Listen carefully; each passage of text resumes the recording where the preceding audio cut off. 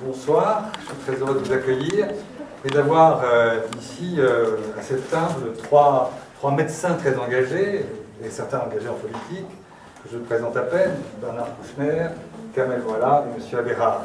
On est vraiment très heureux de les avoir ici à l'occasion de la sortie du livre de Kamel Mohanna qui s'appelle « Un médecin libanais engagé dans la tourmente d'époque.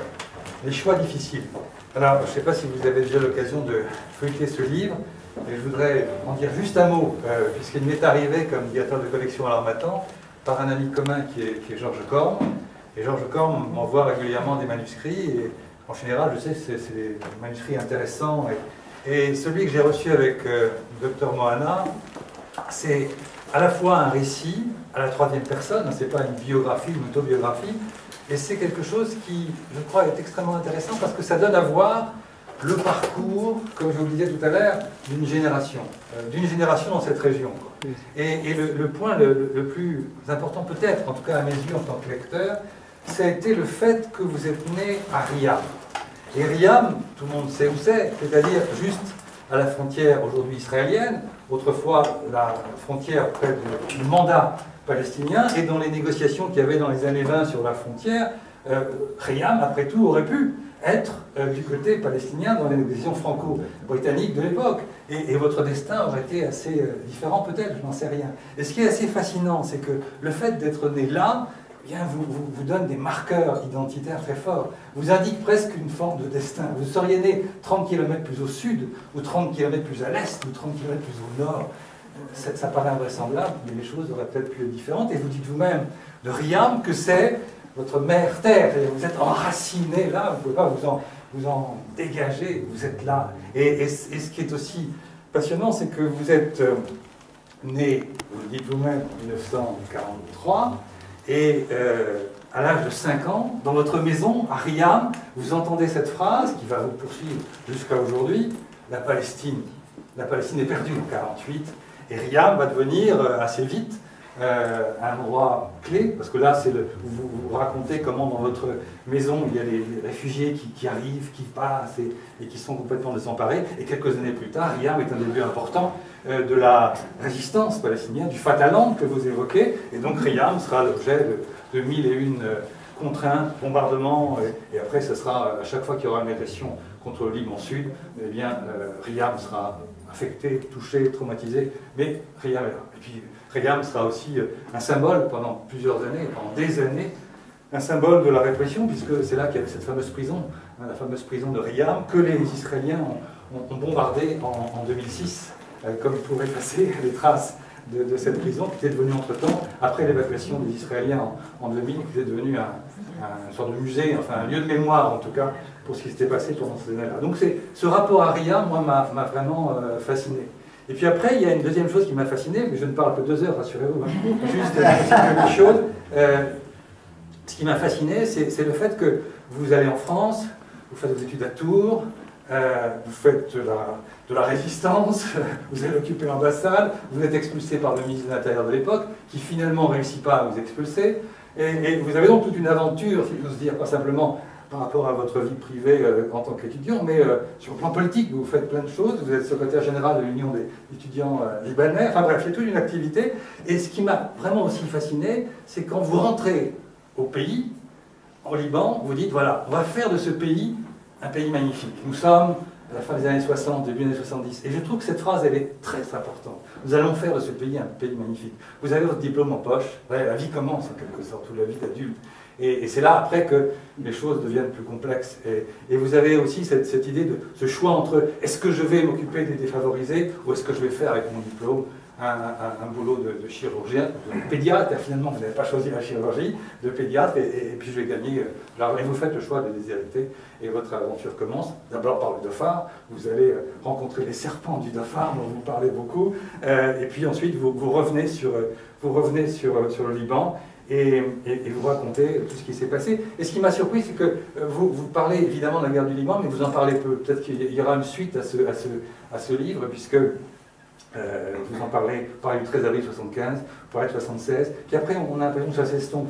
On voit comme en arrière-plan Tel Zatar, d'amour, c'est-à-dire des moments absolument tragiques de la guerre civile, mais vous n'en parlez pas beaucoup, ou avec beaucoup de pudeur, je ne sais pas, enfin vous le direz. Mais en même temps, on voit très bien, et c'est en ce sens que j'ai le sentiment que vous avez ce parcours emblématique de toute une génération, quoi, qui rencontre tout ça.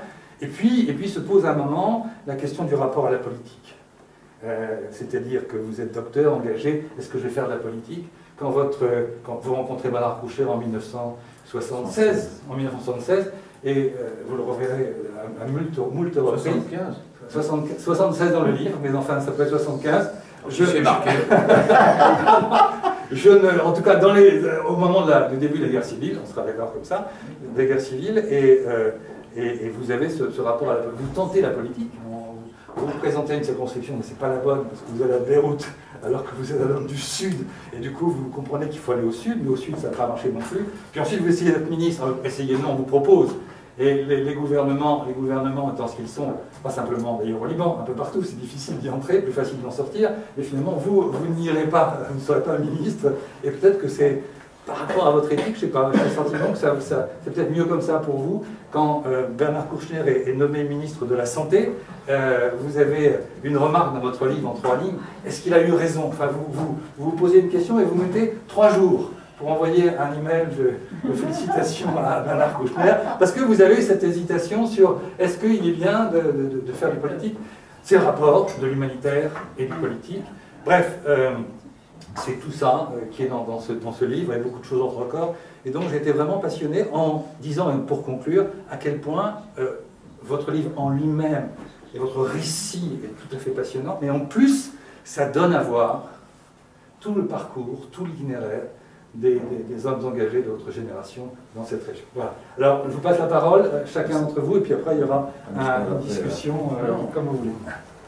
Bah, c'est ton livre.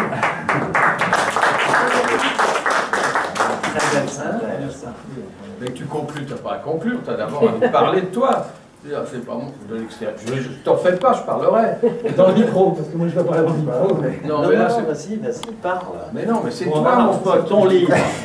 C'est ton livre. Alors s'il va faire l'animateur, vous avez la parole. T'en fais pas, on va te contredire. Je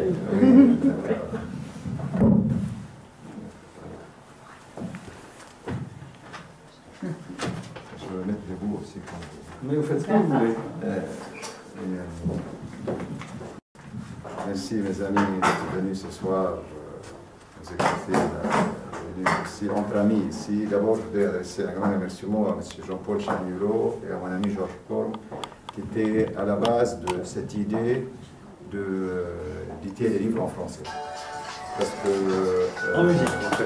Et le livre a été édité 3 fois en arabe, chez El Farabi. Puis Georges Corm, quand il l'a lu, il m'a téléphoné, il m'a dit tout de suite qu'il faut le traduire en français et en anglais. Je lui ai dit pourquoi. Il m'a dit ton ami Régis Debray, il était avec Che Guevara à la capitale, et toi tout le temps dans les régions rurales et les hérités. Et il faut, en Occident, qu'il voit une expérience non confessionnelle engagée avec une cause juste peur. Et on a traduit le livre la première fois, je n'ai pas aimé la traduction, c'était une traduction littérale. Et la deuxième fois, littéraire, et j'ai montré à chaque fois à Georges Corm. Et on a cherché un éditeur. On a travaillé pas mal d'amis, et puis Georges dit, je connais M. Chagnulot. M. Chagnulot, on lui voit une partie du livre, il dit, ok. C'est comme ça, le livre est sorti, et merci pour toute l'équipe de l'Harmattan qui ont participé à la sortie de ce livre. Et ici, je suis très heureux aussi d'être parmi vous ce soir. J'ai écouté mes deux frères, un ami, M. Kouchner et Patrick Ebra. Et il faut dire, je crois, le point le plus important de tous ces livres, c'est de parler de l'humanitaire engagé et solidaire que Bernard Kouchner, Patrick Ebra, et peut-être moi-même, qu'on a fondé dans les années 70. L'humanitaire est passé, à mon avis, dans 3 domaines. Pendant la Première et Deuxième Guerre mondiale, c'était l'humanitaire missionnaire, plutôt religieux, peut-être aussi, on faisait la politique de gouvernement, dans les pays différemment.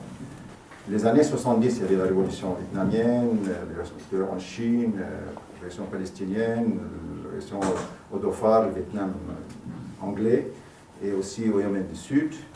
Et là, c'était les causes justes de peuple, et c'est ce test humanitaire qu'on a fondé, enfin, M. Kouchner a fondé Médecins sans frontières, puis après Médecins du monde, et là, on s'est rencontrés justement à Tal el-Za'atar et à Naba'an, avec cet engagement. On a travaillé ensemble, on était assiégés tous les deux, et aussi avec Patrick, à cette époque. Et je crois maintenant le vrai défi, après l'adoption de l'économie du marché, et où les pauvres s'appauvrissent et les riches s'enrichissent et les fossés s'élargissent entre eux. Il y a 20 ans, il y avait 400 millions de pauvres et 10 milliardaires. Maintenant, il y a 2 milliards de pauvres et 550 milliardaires. Leur fortune s'estime à 5500 milliards de dollars, ce qui équivaut un peu au budget de l'Afrique ou de l'Asie. Alors, à mon avis, on ne pourra pas continuer comme ça. Et moi, maintenant, peut-être, le mot d'ordre, le leitmotiv, c'est comment revenir à l'humanitaire sur les dialogues engagés. Ce que c'est AMED, comme une ONG non confessionnelle, qui est une grande ONG, que nos amis ont participé à la fondation de cette ONG, à renforcer cette ONG. Mais moi, la grosse question, comment moi, peut-être Jean-Paul, il a essayé d'expliquer un peu le gène de Khiam. Moi, je voulais essayer de... Hier, j'ai dit ça à Médecins du Monde. Quand j'avais peut-être 8 ans ou 9 ans, mon père, c'était un marchand de bétail. Il travaillait entre le Liban et la Syrie. Et vous savez, nous, on est des paysans. C'était les féodaux qui géraient tout. Et ce n'était pas aux fils de paysans d'aller dans les grandes écoles et les universités. C'était quelque chose d'exceptionnel. Mais comme lui, il a voyagé en Syrie, en Palestine et tout ça, il fréquentait des gens qui sont aisés et tout ça, il a eu cette idée de nous envoyer dans le... Mais c'était mes frères les plus âgés, c'était les garçons plutôt. On est 11, nous. Et j'ai 300 neveux et neveux. Des maronites, quoi. Il envoie mon frère qui était avec Kamel Assad, le président de la Chambre des députés, et Elias Terraoui, dans la même école. La sagesse, mais après il n'y avait plus d'argent avec mon père, et moi j'ai étudié dans les écoles publiques. Et à Khiam, il n'y avait que le quatrième, oui, c'est la dernière classe. Normalement, on ne peut pas faire des études. C'est d'aller travailler avec les parents. C'est quelque chose aussi, une transgression que moi, j'ai pu continuer. Et moi, mon père, comme j'étais le vice-maire à Khiam, était le plus actif, il faisait lui-même le travail et tout ça. Comme nous, on a étudié tout ça, et il est devenu un peu l'adversaire des féodaux, et il menait ce combat contre les féodaux. Et il ne voulait pas ça, il commençait à nous attaquer avec des couteaux, des haches et tout ça. Et nous, on se défendait, et les paysans avaient peur, il y a très peu qui nous soutenaient. Et moi, j'avais 8 ans, et là, j'écoutais de mes propres oreilles le fils du féodal, chef féodal, qui insultait ma mère. Imaginez là quelqu'un qui a 8 ans, qui ne peut rien faire, il y a quelqu'un qui insulte ta mère et votre mère. Et ça, si vous voulez, ça, c'est ça le gène de l'intérieur. Oui. Et là, je suis de Khiam. Moi, mon frère est devenu médecin, il a étudié à Montpellier, l'autre aussi avocat.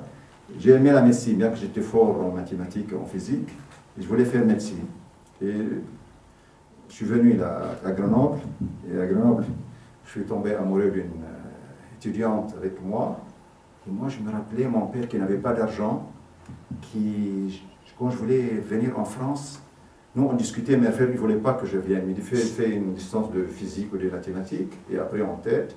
Et lui, il n'a pas voulu venir avec nous, il est resté seul. Vous voyez les gens, là, cette génération-là, combien ils sont forts.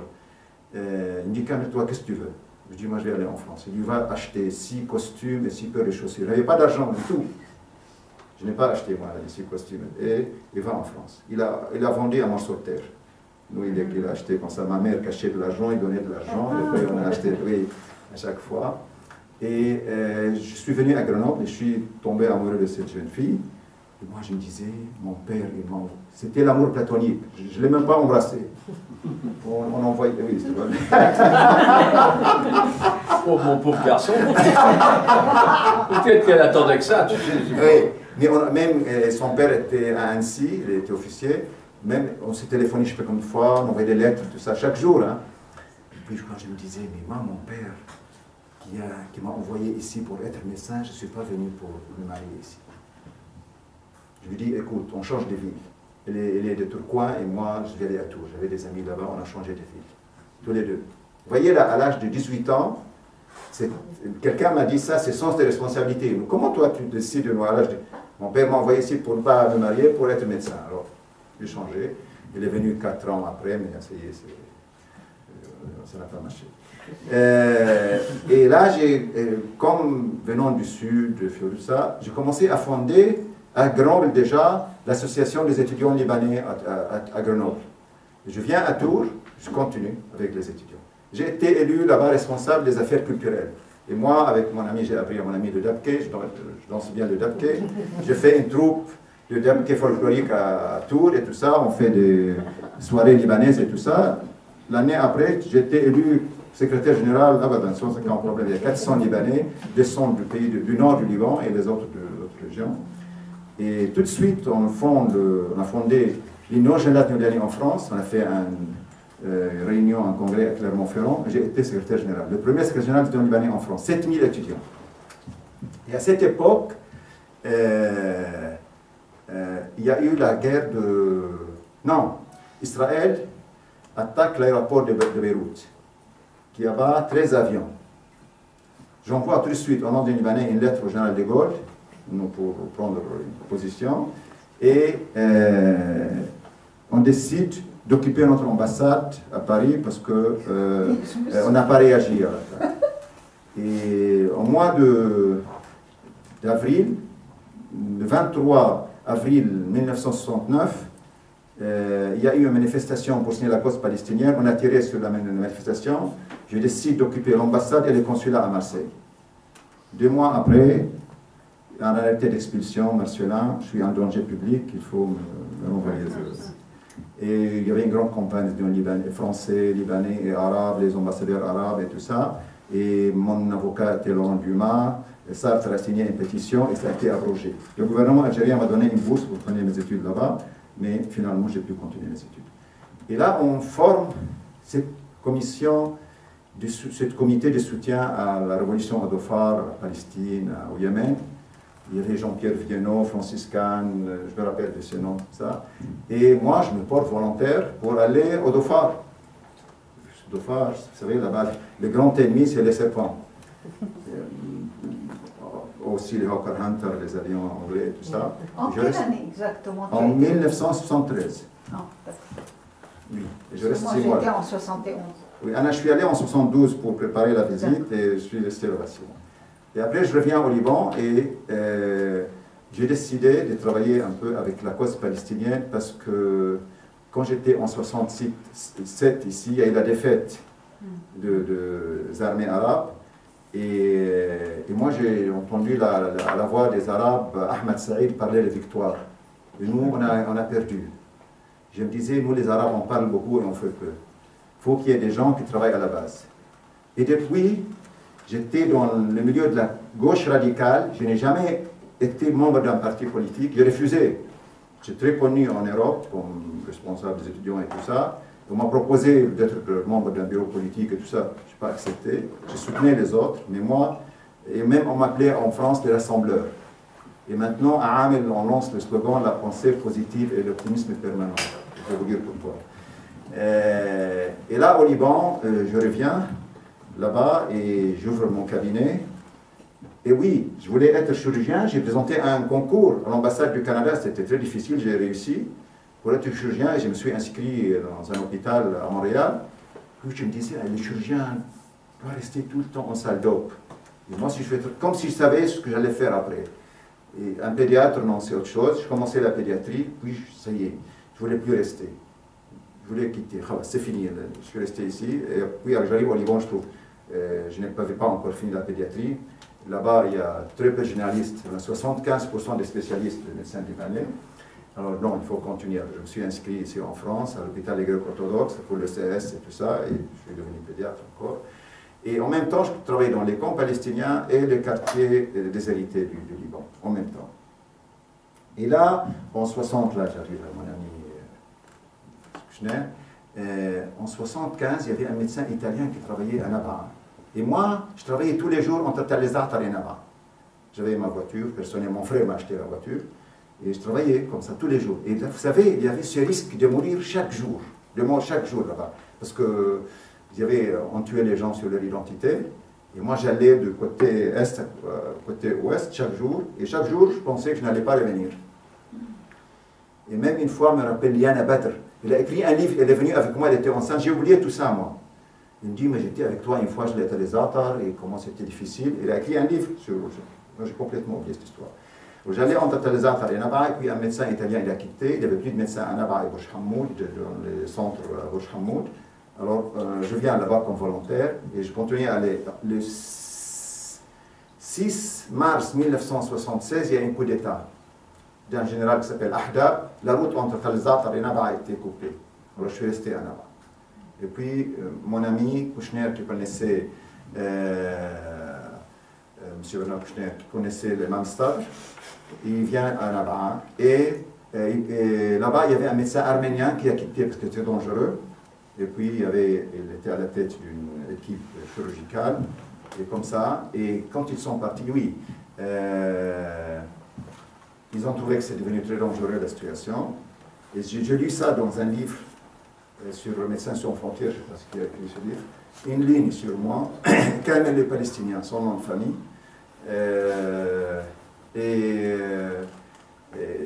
Bernard et les autres sont venus le voir, puis la situation était difficile, on va quitter. Kamel était compréhensif. Bernard lui demande, viens avec nous. Kamel, il hausse les épaules, il ferme les yeux, il sourit, il me dit, moi je reste.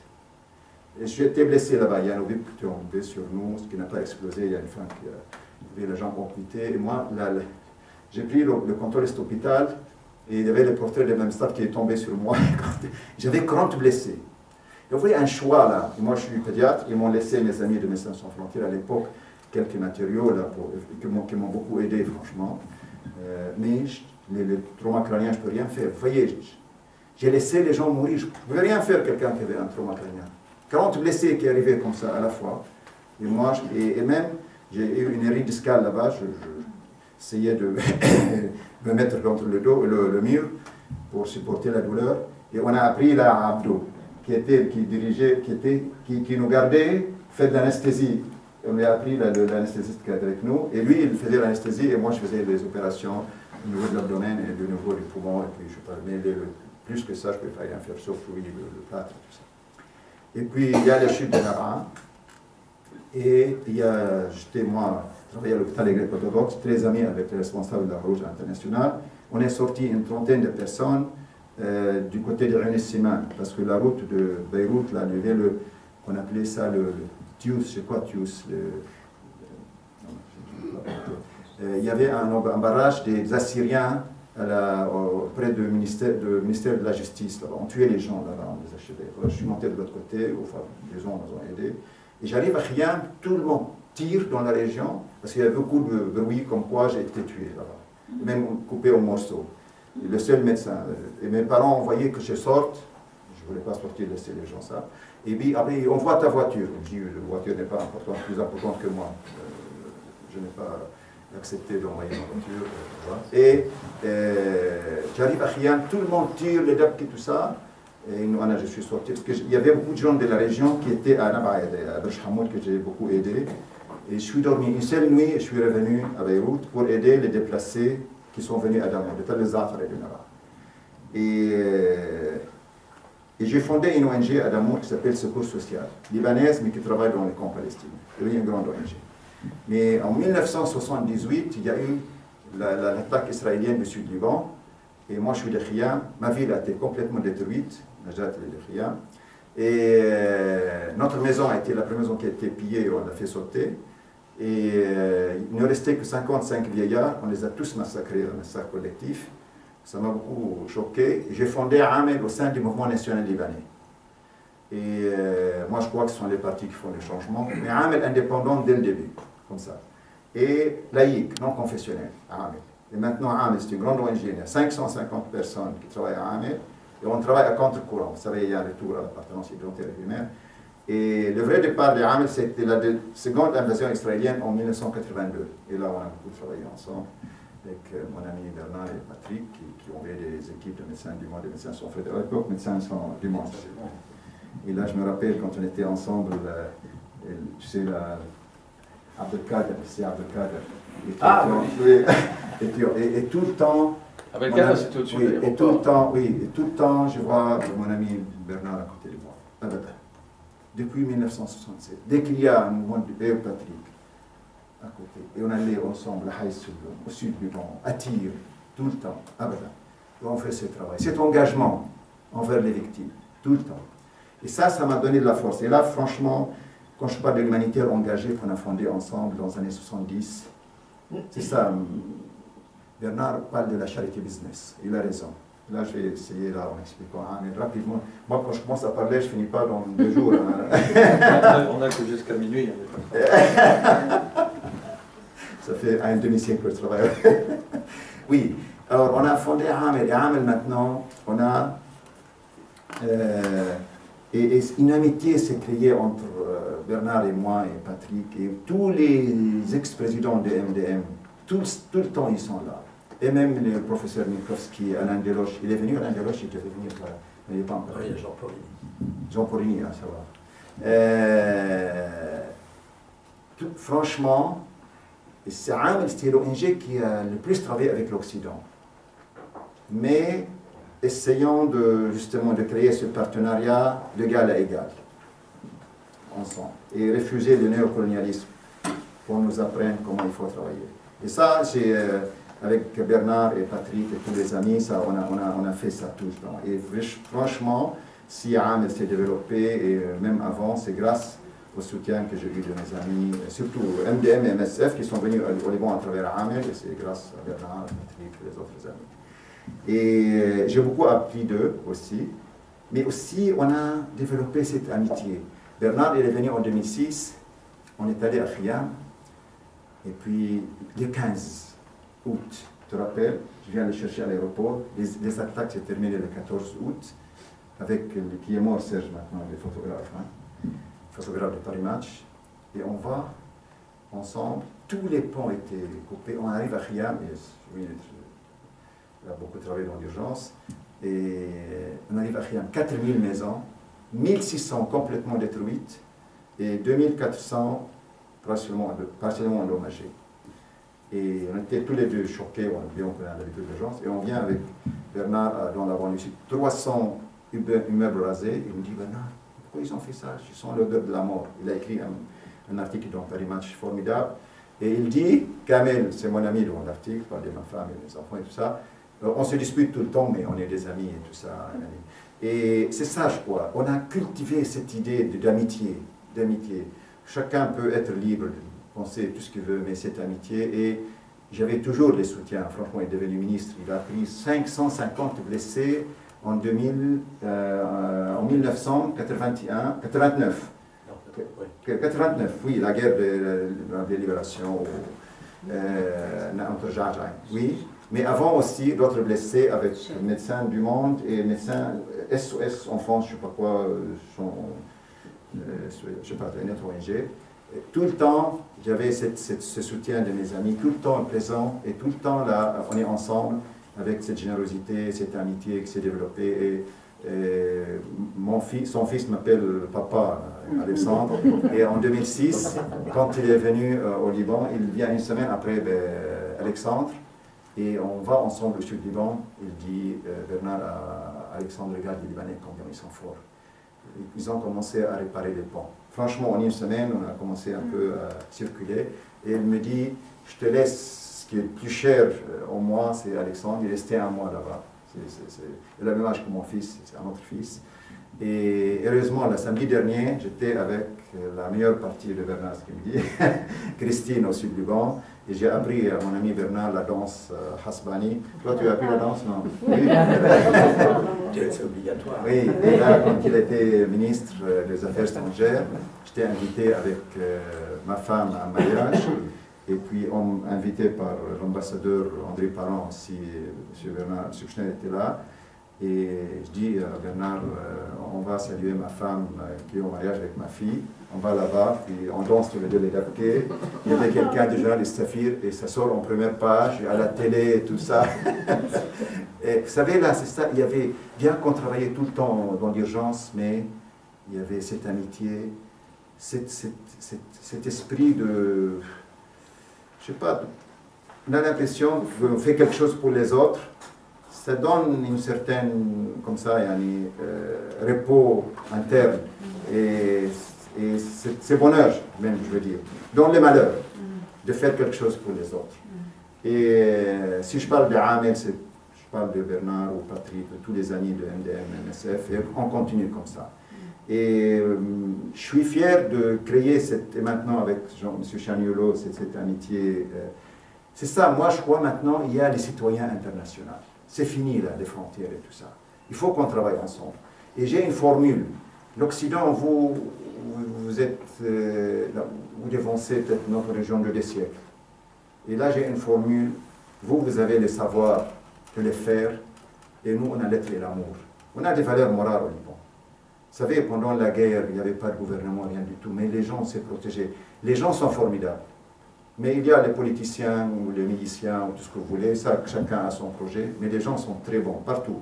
Les peuples sont formidables. Et là, je crois, nous, c'est à la base, et moi, mon slogan, c'est la société civile du Nord et du Sud, il faut qu'on travaille ensemble, avec ce monde où les riches s'enrichissent et les pauvres, on ne peut pas continuer comme ça. Il faut qu'on soit un groupe de pression pour compléter l'œuvre du gouvernement, mais aussi changer les politiques existantes vers une politique sociale, revenir à l'état social, et non pas à l'état des banquiers et des financiers, comme c'est le cas maintenant. Alors, Ahmed, je parle maintenant, j'essaie d'être rapide. C'est une ONG, une grande ONG, qu'on a fondée en 1979. On a maintenant, pendant la guerre, on avait 27 centres, 30 ambulances, 3 hôpitaux de campagne, où on a travaillé beaucoup ensemble, de la chirurgie et tout ça. On a, à l'étranger, grâce à Bernard et à d'autres amis, j'ai envoyé 1250 blessés. On a monté 400 prothèses avec le gouvernement hollandais. J'ai envoyé aux États-Unis, au Koweït, en Italie, en Belgique, mais surtout en France, grâce à mon ami, il a payé 20 millions de dollars. Il s'est disputé même avec le ministre de la Santé à l'époque, comme il s'appelait, je voulais payer les coûts de blessés, des traitements. Là. Et vous savez, dans notre région, il y a un retour vers l'appartenance primaire et identitaire. Nous, on travaille à contre-courant. Et j'ai dit récemment à l'ambassadeur Denis Piéton, qui était avec moi au Sud-Liban, que M. Kouchner connaît bien, on fait un travail à contre-courant. Il m'a dit non, vous faites un travail pionnier. Regardez, ma région, c'est un petit Liban, on a toutes les communautés. On a un centre à Kfarchouba chez les sunnites, la Fabris chez les druzes, en Algérie chez les chrétiens, Eblessa qui est de chrétiens et druzes. Janvier, sa femme, je connais très bien cela. Et la guerre a commencé entre Ain al-Mani et Shia, deux quartiers chrétiens. On a un centre à Ain al-Mani et un centre à Shia. Quand il y a eu le conflit entre les chiites et les sunnites, on a un grand centre à Arsal et Kandillah, que Patrick a visité, des sunnites. On a développé les activités là-bas. Et mon nom, c'est Kamel Mouhanna, c'est ni Mohamed ni Eli. Les religieux, là, quand on a inauguré le centre, voulaient savoir d'où vient Kamel Mouhanna pour ouvrir le site. Et maintenant, on travaille avec les Irakiens, les Soudanais. Avec les Syriens, on a offert jusqu'à maintenant 160 000 services. Et notre position pour la crise syrienne, on est pour la démocratie dans tous les pays arabes. Tous les régimes arabes sont non démocratiques, mais la démocratie doit être bâtie par le peuple, et non pas ni par la Turquie, ni l'Iran, ni la Russie, ni les États-Unis. Et on voit l'exemple de l'Irak. Il y a eu, au nom de la démocratie, on a envahi l'Irak. Il y a eu 1 million de morts, 7 millions de déplacés. Et vous voyez maintenant que la situation de l'Irak. Et la Libye aussi, il y a une guerre civile aussi. Le NATO, l'OTAN a été. Au Liban, notre position, tous les Syriens sont nos parents, sont nos frères, nos sœurs. On travaille avec tout le monde, à travers nos centres, parce que aussi la classe politique au Liban est très divisée, une partie avec le régime, une partie contre le régime. Et nous, ces gens-là, on est avec eux tous. Et Ahmed Abadan essaie d'être indépendante de tous ces clivages, de tous ces clivages au Liban. Alors, on joue les rôles des catalyseurs. On a adopté le slogan « La pensée positive et l'optimisme permanent ». Pourquoi? Vous savez, dans le monde arabe, on n'a pas de stratégie. J'appelle ça, au lieu de travailler au niveau de la tête, on travaille au niveau des pieds. Tout le temps, on est au niveau des détails et on oublie les stratégies. Deuxième chose, on a l'esprit de division. On est prêt à se disputer tout le temps. Troisième chose, on a la critique destructive. Si on est en désaccord avec quelqu'un, on détruit son appartenance humaine. Quatrième chose, partout on a un boss. Ça s'appelle ça les bossismes. Dans l'ONG, le secteur privé, la famille, le parti politique et parfois l'État. Cinquième chose, on a la mentalité de tout ou rien. Ou on change de monde en une journée, ou on arrête de travailler, on commence à critiquer. On a choisi 3 slogans. Le premier, la pensée positive et l'optimisme permanent. Vous avez en France un philosophe qui s'appelle Pascal, il dit celui qui fait l'ange fait la bête. Nous, on a une volonté de travailler avec l'ange. Même il y a un proverbe en arabe, un mot vous rend fou, un mot vous rend tendre. Nous, on essaye de prendre un effort, une volonté de prendre ce qui est positif chez l'autre. C'est ça.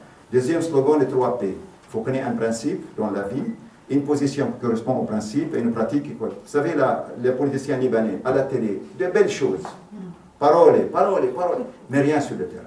Il faut réfléchir, dire et agir. Alors, et Nelson Mandela disait, si on a une vision, et on peut transformer cette vision en action pour changer le monde. Troisième slogan dans la société, les amis, les neutres, les adversaires. Renforcer les rapports avec les amis, transformer les neutres en amis, neutraliser les adversaires. Sur le terrain, comment on travaille? Avant tout, les services. C'est plein maintenant d'ONG qui nous parlent dans les hôtels de démocratie, de justice sociale, de gender et tout ça, rien pour le peuple. Et nous, il n'y a pas de démocratie sans développement. Mange d'abord et après philosophe. Alors, nous, des services dans les quartiers populaires. Et on a 24 centres, tous dans les quartiers populaires. Et on assure, imaginez ça, une ONG non confessionnelle, qui est extra-système. Anna, je refuse d'être dans le système. Maintenant, je vais vous dire, j'ai refusé d'être, j'ai dit à mon ami de j'ai refusé d'être ministre. Là. On m'a proposé, oui, on m'a proposé, parce que c'est un gouvernement de division, et moi, je travaille pour rassembler les gens. Il y avait même 14 personnes, mon nom était dedans, puis un autre. Ok. Alors, service, et on assure 53%, une ONG non conventionnelle qui n'est pas dans le système. Et quelqu'un m'a envoyé, quand le livre est sorti, comme ça, un commentaire, un email. Et j'ai fait attention à ça après. Je dis, mais comment tu as pu résister tout le temps à toutes les tentations? Vous savez, les tentations politiques, financières, tout ce que vous dites à nos amis qui travaillent avec nous maintenant. Ils savent ça, les Suisses. Et on a quelques propriétés qu'on loue, et on fait chaque année 2 dîners gala et une collecte d'argent. Amir, une grande ONG, et moi je préside le collectif des ONG, qui est le grand ONG du Liban, et arabe aussi, qui peut fonctionner sans aucune aide. Une ONG non confessionnelle, laïque, sans aucune aide. Imaginez ça. Et ça qu'est-ce que ça prouve? La confiance des gens. Il y a même une femme qui nous a offert récemment un immeuble qui coûte 5 millions de dollars, la première fois dans l'histoire du Liban à une ONG non confessionnelle, à Bachara, de Camp Ouest. Ça pourrait être un hôpital. Et maintenant, quelqu'un va nous offrir, léguer un immeuble à Hamdoun, un immeuble dans le sud. Et deuxième slogan, le développement. On passe du service au développement, on partage avec les gens quels sont les besoins, et on passe là au développement avec eux, et non pas à leur place. Il y a plein d'intellectuels qui parlent des gens sans rien faire avec eux. Troisième slogan, culture de droit, droit à la parole, l'éducation, santé, enfin, tout ce que vous voulez, environnement, nutrition.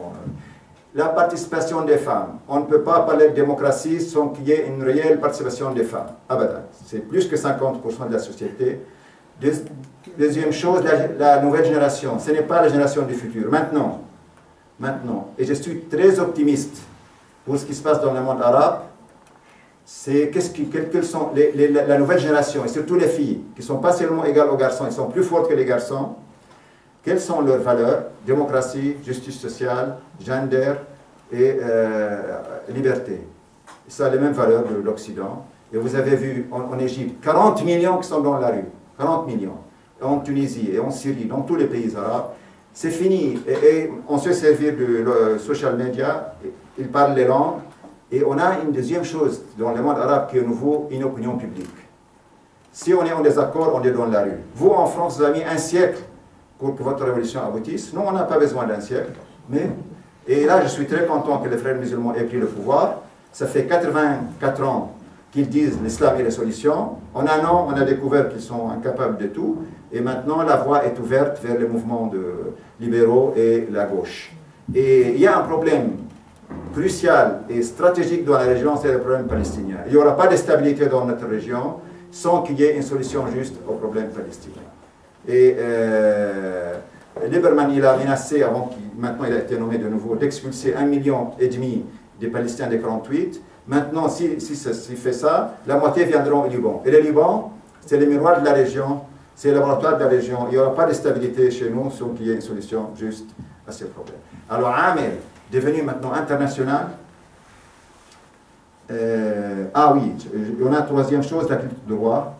Et je dis ça. Et on a une maison que Patrick a fait une conférence là-bas, de droits de l'homme. On fait chaque année une université d'été sur la loi internationale et le conflit armé. Vous savez, dans le monde arabe, la loi, Ibn Khaldoun disait il faut que vous ayez une loi et payer les taxes pour que vous ayez un État. Nous, on ne respecte pas la loi et on ne paye pas de taxes. On n'a pas d'État.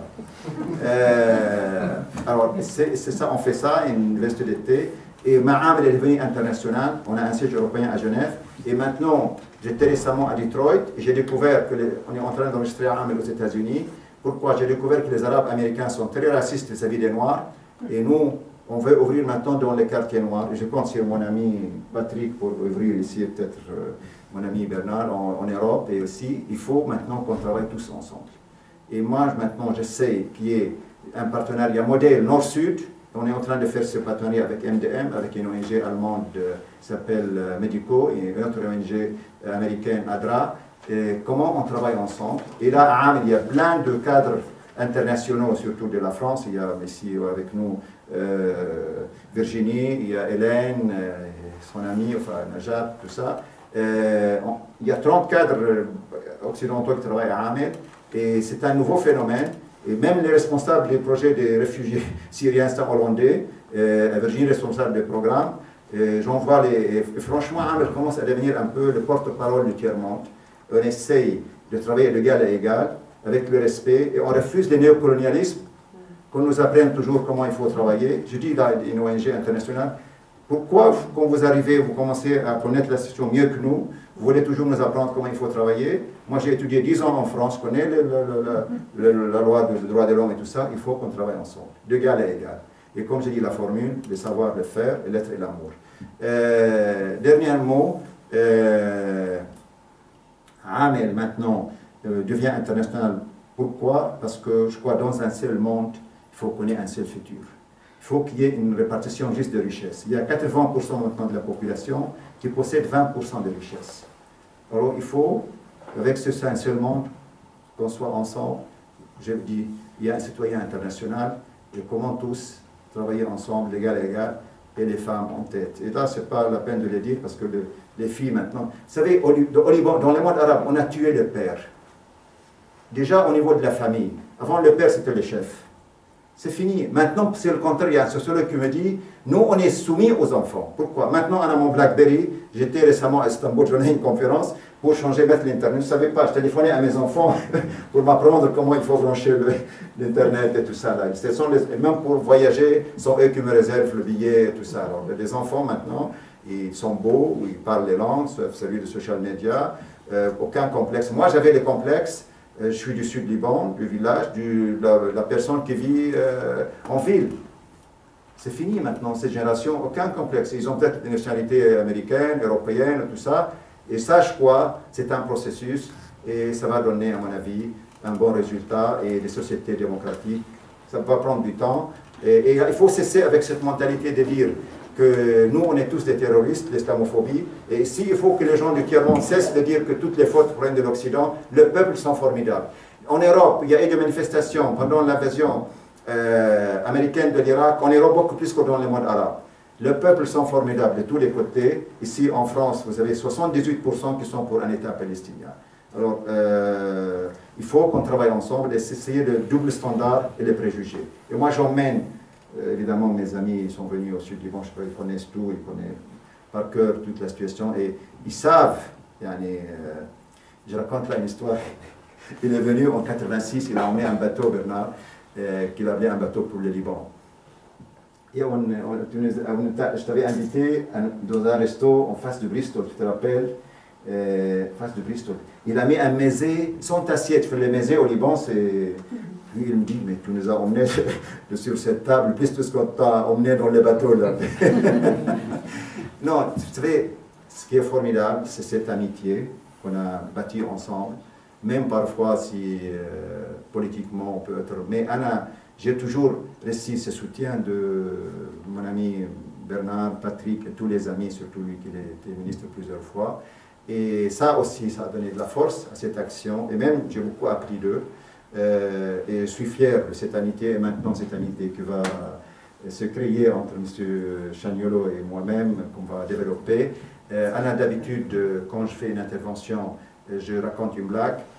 Parce que vous savez, les Arabes, quand ils viennent, ils font des speeches sérieux, qui parlent à haute voix. J'étais récemment à Genève, je faisais une conférence de presse. Il y avait un Algérien suisse, et j'ai raconté comme ça une blague, je fais l'ambassadrice là-bas aussi, du Liban. Il me dit, c'est bien, c'est comme ça qu'il faut parler, et non pas venir très sérieux et que les choses, le monde va s'arrêter là. Alors je raconte cette blague qui un peu correspond à ce qui se passe chez nous, dans le monde arabe. C'est passé en Irlande. Vous savez, il y avait en Irlande, un peu comme au Liban, les catholiques et les protestants, il y avait une guerre. Et on tuait les gens en fonction de leur carte d'identité, il y avait des barrages. Alors quelqu'un, il circule comme ça, on l'a tombé la nuit, et puis il y a un obstacle, un barrage. Alors on tue les gens si on est protestant et d'autres catholiques. Et qu'est-ce qu'il va dire? Je ne sais pas, ça appartient aux catholiques. Il est intelligent. Il dit, mais tu es de quelle religion toi? Il dit, moi je suis athée. Il est sauvé. Le type lui dit, bon, tu es athée protestant ou athée catholique? Je vous remercie.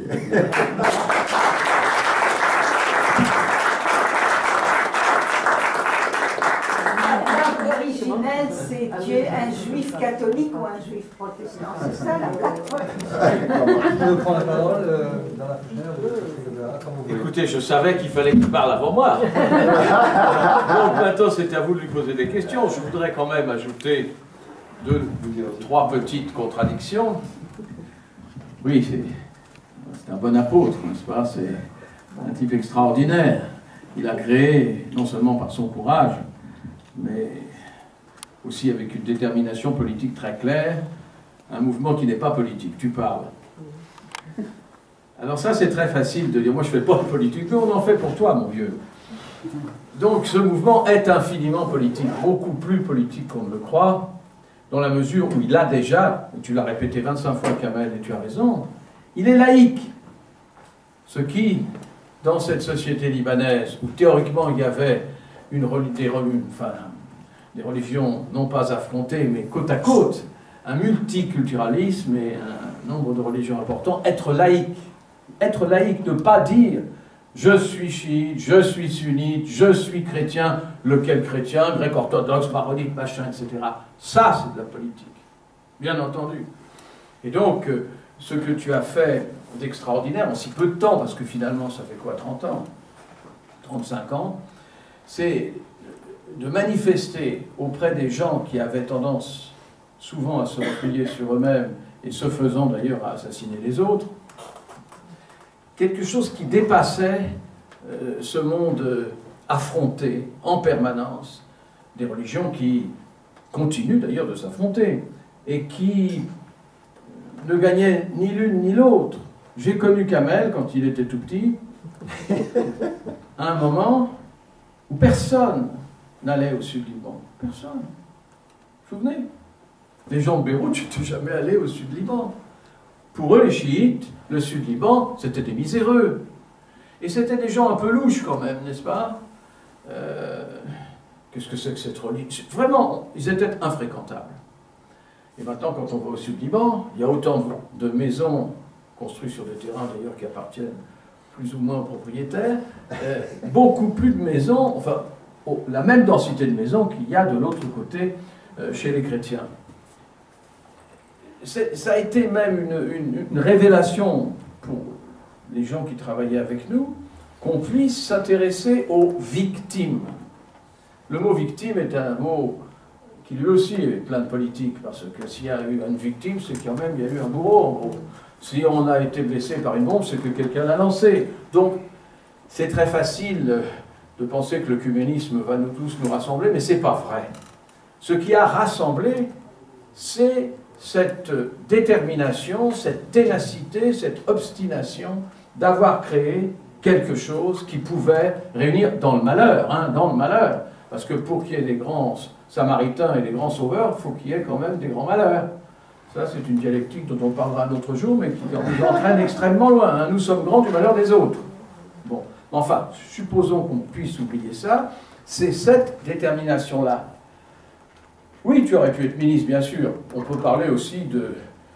Enfin, c'est pas exactement pareil d'être ministre dans un gouvernement qui ne se réunit d'ailleurs pas en ce moment, et dans une assemblée être député alors qu'ils ne se réunissent jamais, tout ça, ça n'entraîne pas. Enfin bon, les mêmes conséquences que dans des pays différents. Bon, mais même la politique elle-même était entachée de tels sectarismes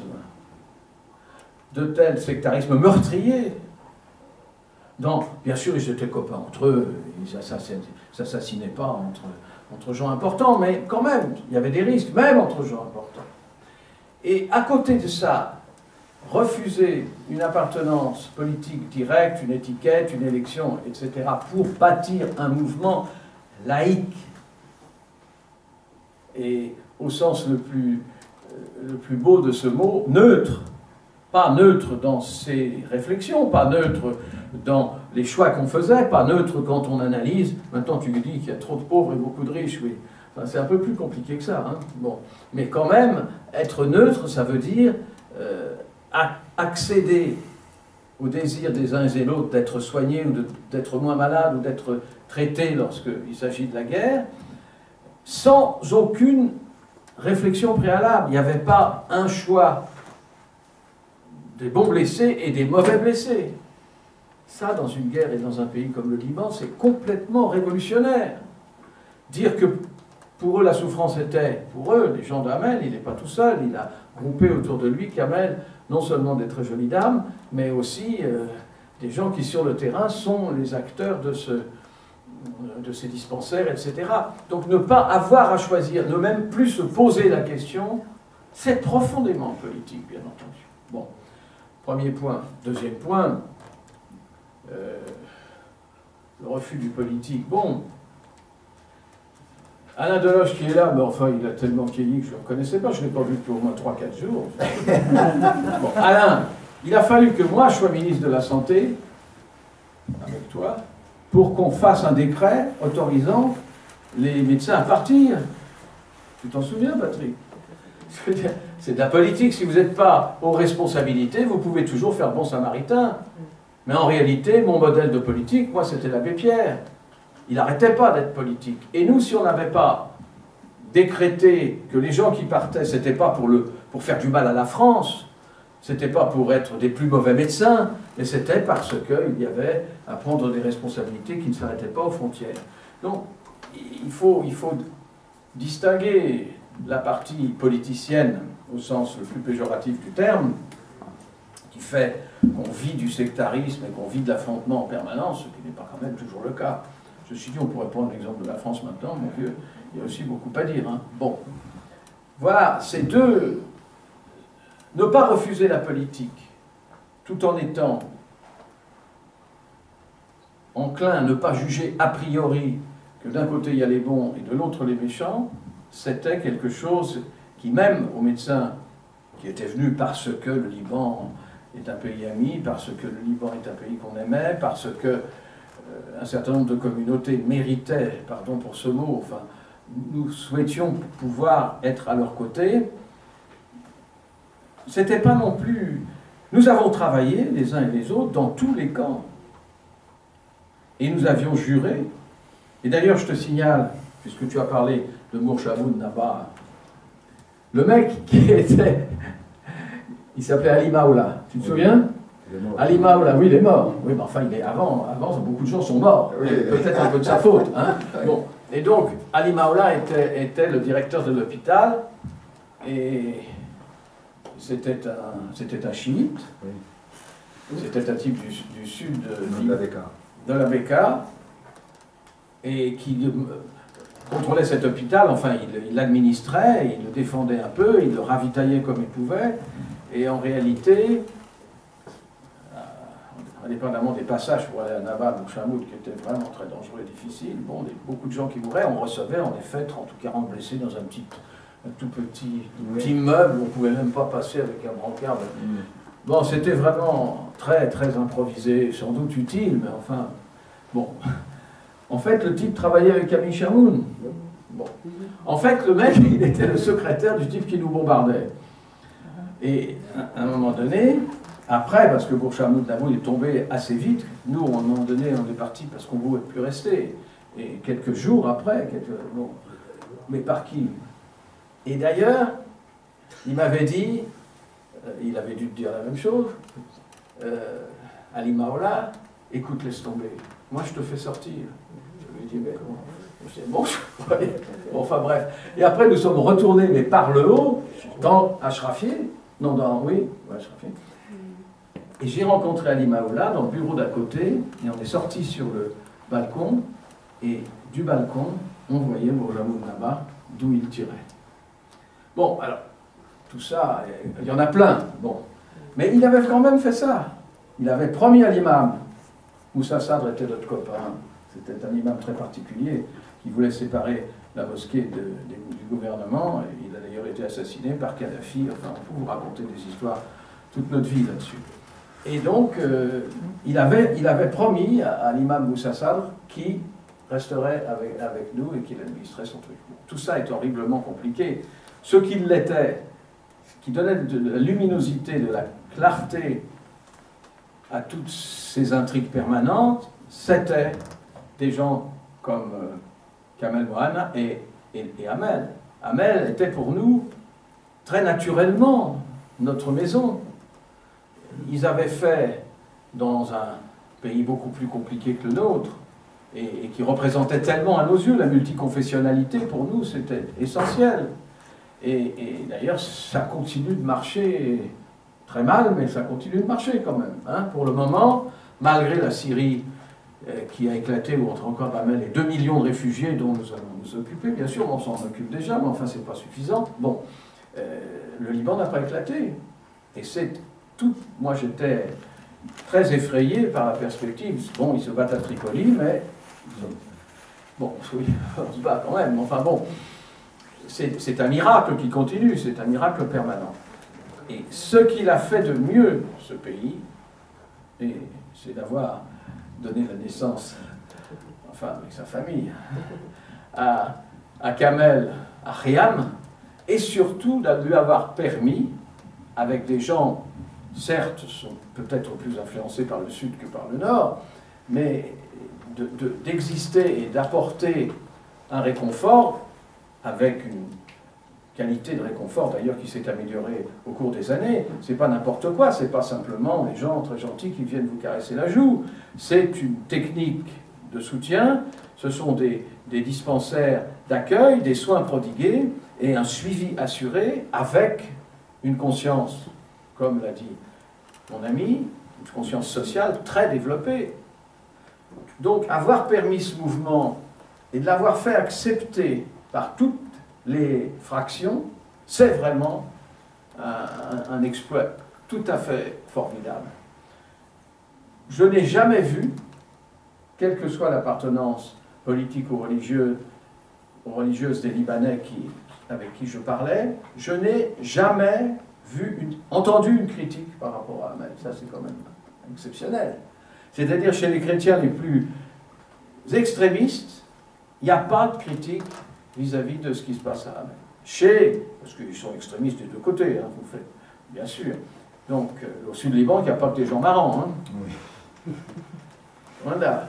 Et qui se trompent beaucoup. Mais ceux-là non plus ne peuvent pas trouver de quoi alimenter leur vindicte. Voilà. Alors, on pourrait vous raconter beaucoup de choses. Il me revient des anecdotes incroyables que j'ai complètement oubliées, mais je vous recommande, pour ceux qui ne l'ont pas encore fait, d'acheter ce livre merveilleux, La trajectoire d'un homme. La trajectoire d'un homme. D'une génération, c'est vrai aussi, mais cette génération, enfin, la continuité de cette génération, une génération, c'est 20-25 ans, hein. Là, c'est beaucoup plus.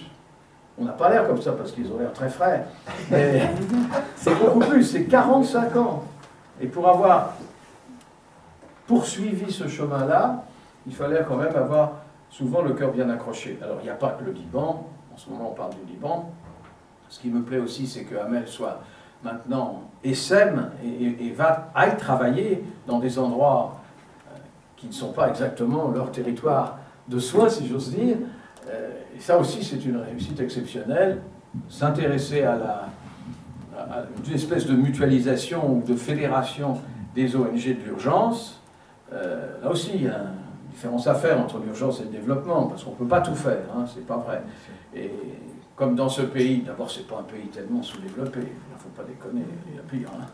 Bon, mais il y a encore plein de choses à faire dans le développement, certainement. Mais en tout cas, c'est un pays où l'urgence est quotidienne et renouvelée tous les quelques années par un conflit supplémentaire. Donc, ça constitue un maillage qui n'est pas seulement un maillage de l'urgence, loin de là. Voilà, donc je suis très fier d'avoir été et continué d'être, ce qui est encore plus difficile, ami avec Kamel, parce qu'il nous dépasse tous d'une tête maintenant. Il va étendre son rayonnement sur l'ensemble du monde. Et donc, restons à ses côtés, c'est une bonne direction.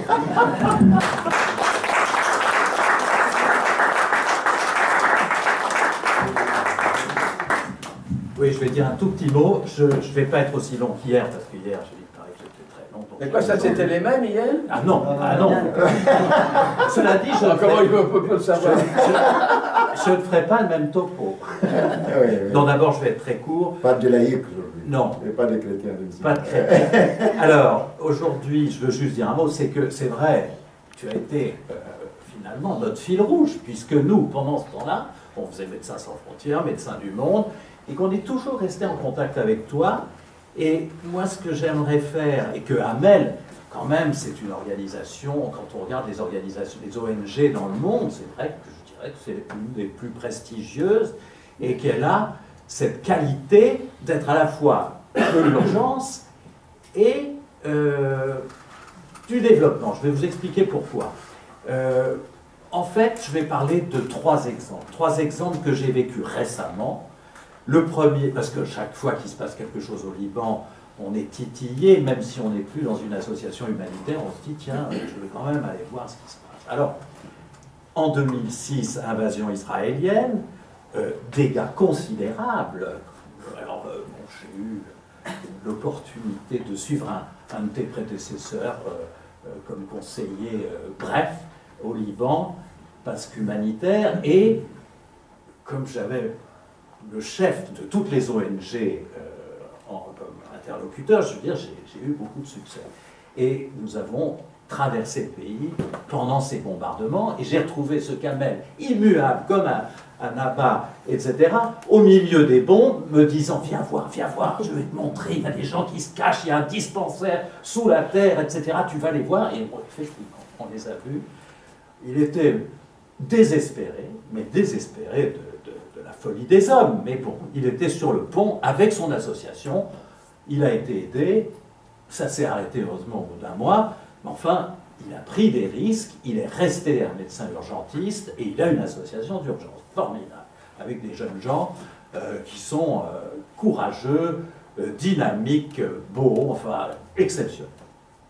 Deuxième épisode, je veux voir la frontière entre le Liban et la Syrie en 2011. Je sens qu'il va y avoir des afflux de réfugiés, et donc je demande à Kamel, est-ce que tu peux m'inviter? Donc à titre personnel, je vais visiter les programmes de prévention qui sont organisés sur toute la frontière. Et là, on trouve des gens qui travaillent là depuis 35 ans, qui ont leur dispensaire et qui sont prêts à accueillir d'autres ONG s'il le faut, et de pouvoir être à la disposition des familles qui passent d'un côté à l'autre de la frontière, etc.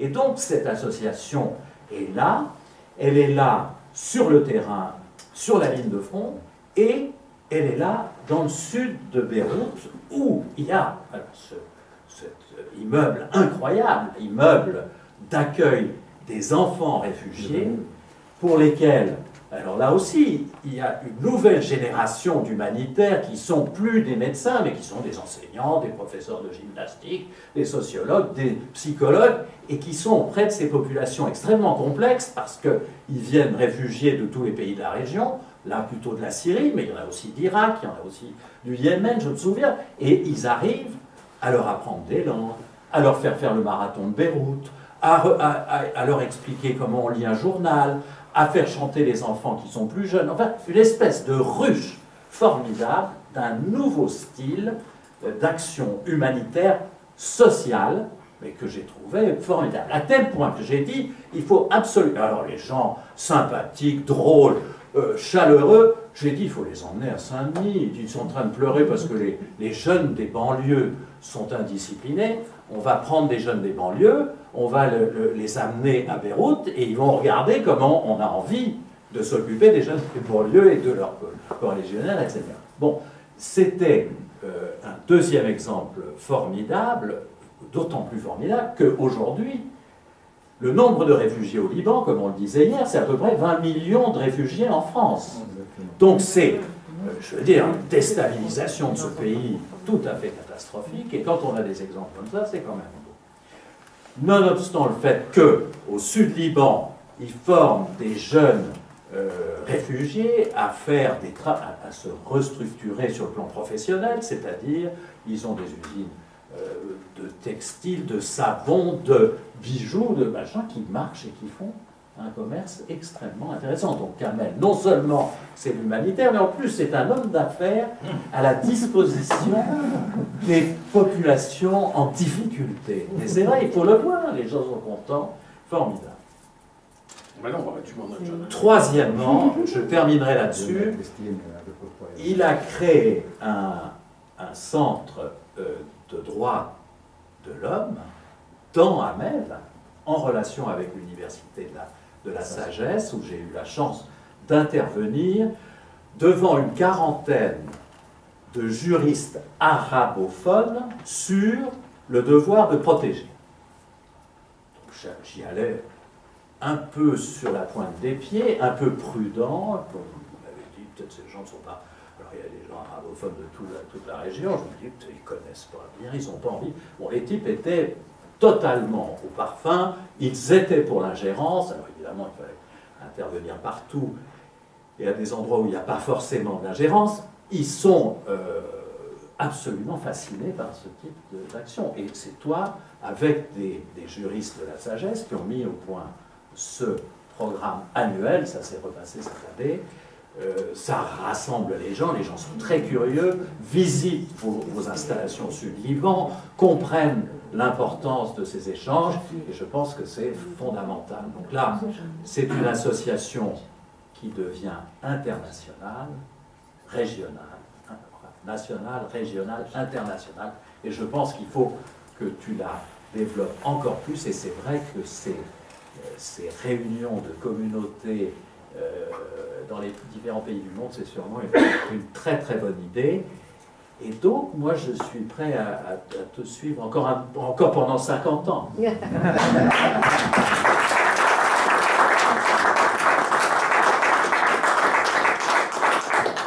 Je vous propose maintenant que vous ayez un échange avec toutes les personnes qui ont bien voulu venir ce soir. On a devant nous une demi-heure environ, alors je laisse la parole à ceux qui veulent l'apprendre.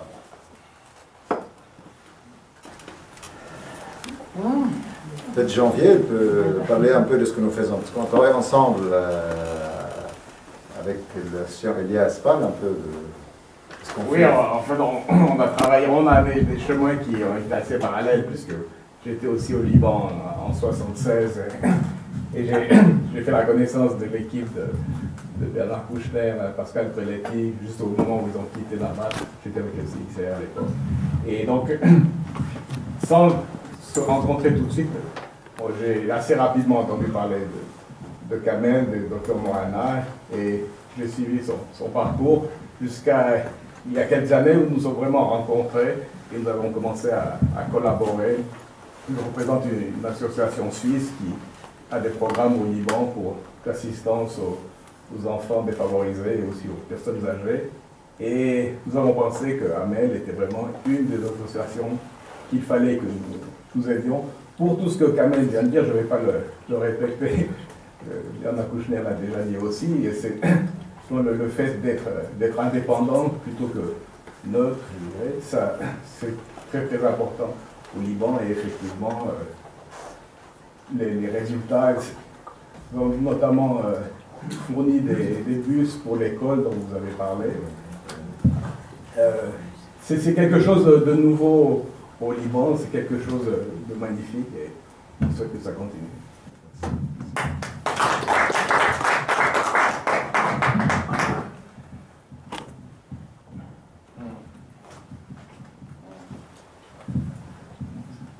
Ça marche? Bonjour monsieur, bonjour messieurs, et merci pour vos témoignages et tous vos récits. C'est une question un peu précise. J'ai bien compris, je fais un tout petit peu le métier d'urgentiste. Ma question, elle est sur la nature des soins lorsqu'il ne s'agit pas uniquement de traiter des troubles physiques, des blessures, des maladies physiques, mais des troubles mentaux. Est-ce que dans vos actions, dans ce que vous développez, il y a quelque chose qui est propre aux troubles mentaux, au suivi des troubles mentaux?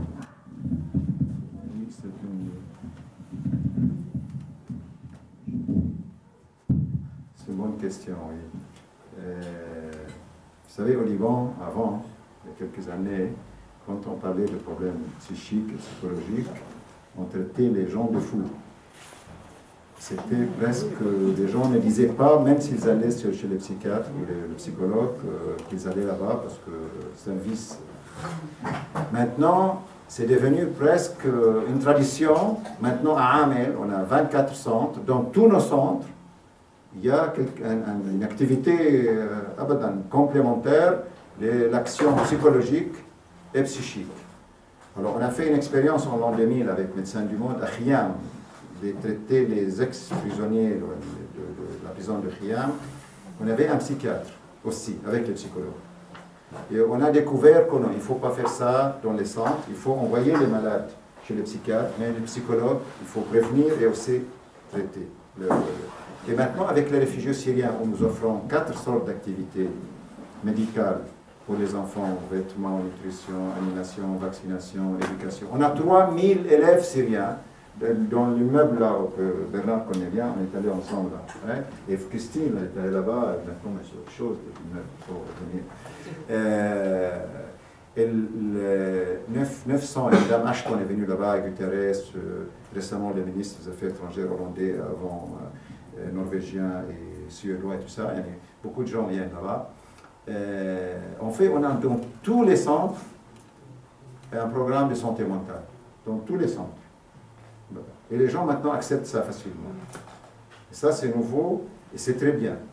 Et même moi, je suis médecin, je ne sais pas si mes amis médecins sont d'accord avec moi, moi je considère que 80% de nos maladies organiques sont à l'origine, c'est psychique et psychologique.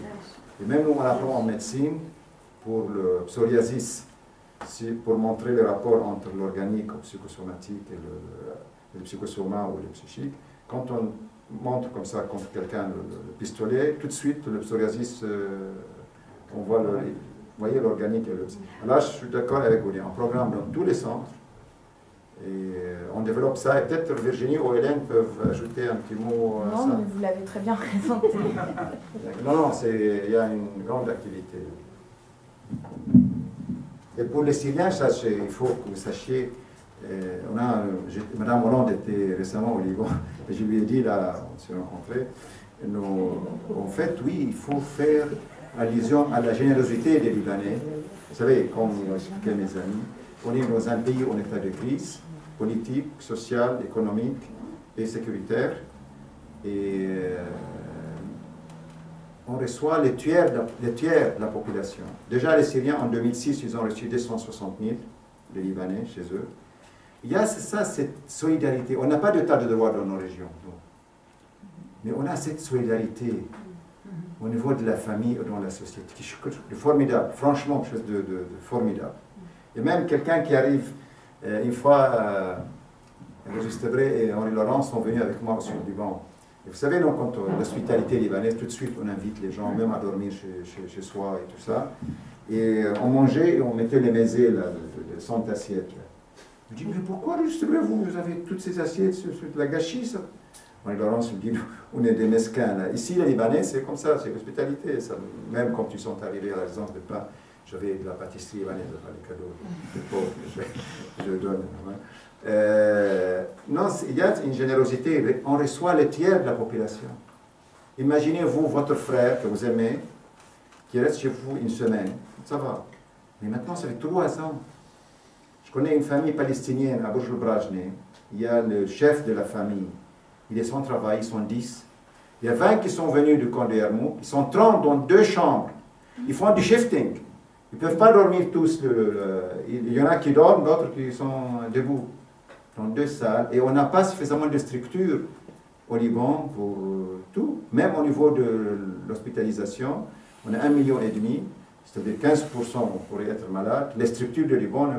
Et le Liban, franchement, maintenant, les gouvernements et les démissionnaires, et moi je propose 3 choses, et Amr est membre de HCT, Humanitarian Country Team, je me réunis régulièrement avec Virginie, avec les responsables des Nations Unies et tout ça, et je propose que le gouvernement libanais et nous, la société civile, qu'on fasse un plan national d'urgence, soutenu par l'HCR et les autres. Ce n'est pas le travail de l'HCR de faire ce travail. Et on travaille beaucoup pour la visibilité, non pas pour l'efficacité.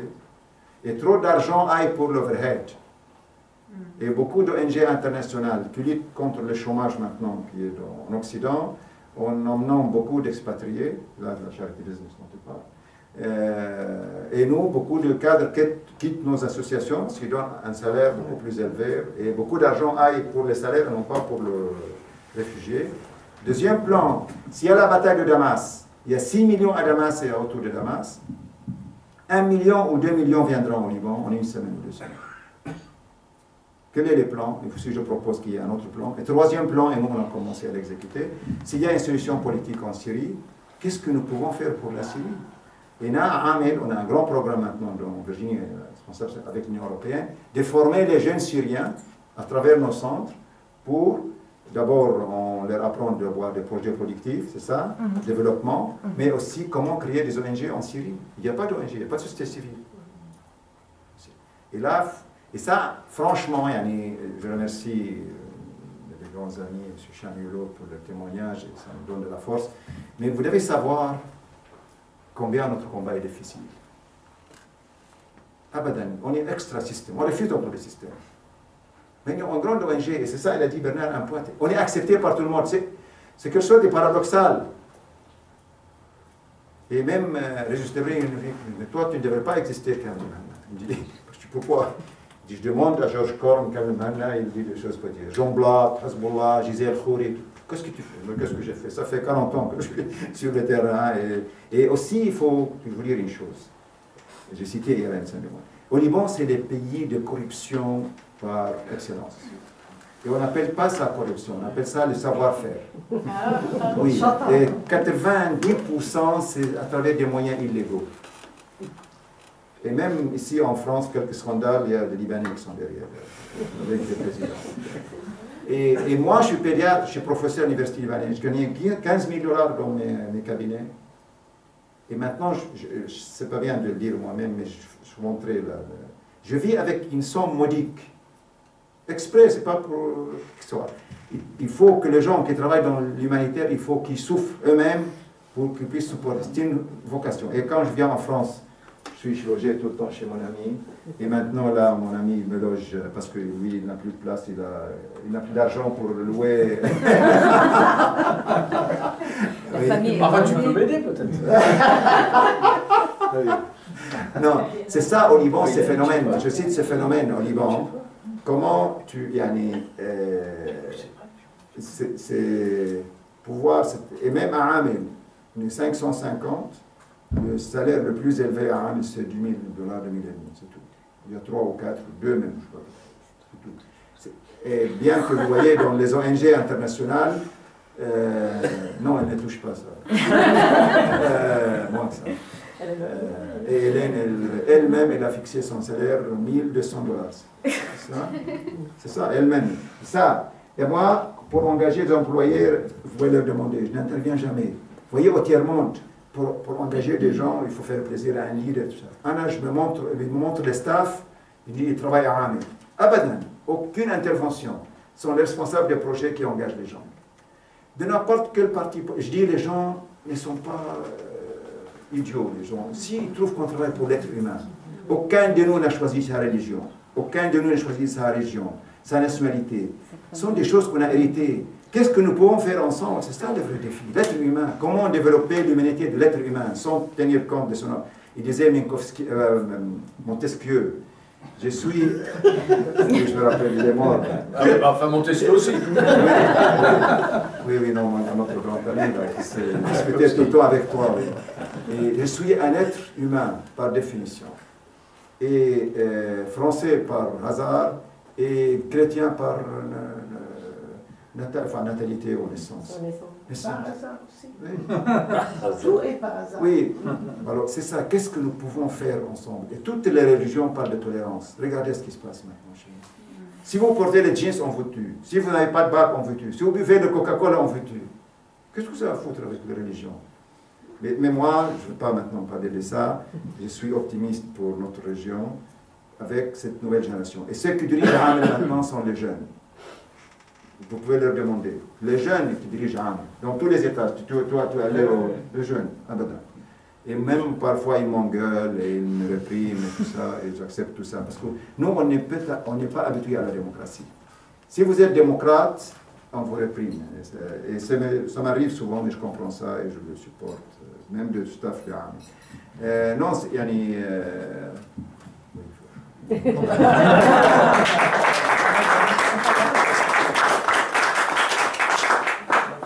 Est-ce qu'il y a d'autres questions? Non? Il a tout dit. Hein? Comment? Il a tout dit. Il a tout dit. Non, je peux vous raconter encore une blague. À propos de la corruption au Liban. Avec le micro, on entend encore mieux. Oui, il paraît qu'il y a plusieurs sortes d'enfers. L'enfer français, américain, libanais, égyptien et tout ça. Quelqu'un est mort et il va en enfer. Alors, il regarde, il y a plusieurs enfers, mais devant l'enfer libanais, il y a une queue énorme. Et les autres, c'est vite. Il dit, mais qu'est-ce qu'il y a comme torture? Il y a 3 sortes de torture. Il y a une chaise électrique, il y a un matelas avec des clous en fer, il y a un geôlier avec une cravache. Il dit, mais pourquoi ils sont tous là, devant l'enfer libanais? Il dit, parce que la chaise électrique, il n'y a pas d'électricité. Le matelas avec les clous en fer, ils ont volé les clous. Les geôliers, c'est un fonctionnaire de l'État. Ils signent, ils sont.